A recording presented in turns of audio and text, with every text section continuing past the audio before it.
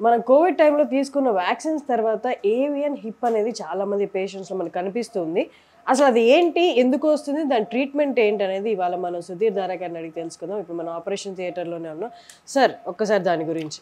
Covid vaccine వల్ల కాదు, Covid వచ్చిన తర్వాత స్టిరాయిడ్ వల్ల avascular necrosis of the hip అంటే హిప్ జాయింట్లో మనకి ఈ ఫీమర్ హెడ్ ఉంటుంది.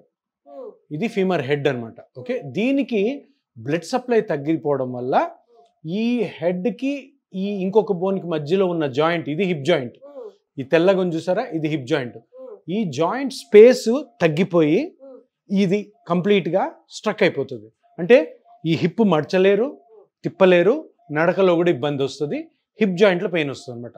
జాయింట్ ఉంది, కనపడుతుంది తెల్లగా, ఇది జాయింట్. ఇది సో ఇక్కడ జాయింట్ ఉంది కాబట్టి ఈ హెడ్ కూడా పర్వాలేదు, అంటే దీనికి కూడా ఏవియన్ వచ్చింది కానీ అంత డ్యామేజ్ కాలేదు కాబట్టి ఇది ఈ రైట్ సైడ్ అంత పెయిన్ లేదు.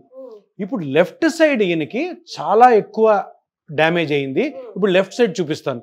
ఇప్పుడు లెఫ్ట్ చూసారా, ఈ హెడ్ చూసారా, ఇంతకుముందు చూసిన దానికి ఇప్పుడు దానికి, దీనికి బ్లడ్ సప్లై తగ్గిపోవడం వల్ల ఇదంతా కూడా డిస్ట్రాయ్ అయింది. అంటే ఇది డిస్ట్రాయ్ అవడం వల్ల ఈ బోన్కి ఇక్కడ కొంచెం స్పేస్ ఉంది, ఇక్కడ లేదు చూడండి, ఇక్కడ తెల్లగా ఉంది, ఇక్కడ లేదు చూసారా, ఇక్కడ స్పేస్ పోయి రెండు బోన్స్ దగ్గర అతుక్కున్నాయి, సో కదలట్లేదు.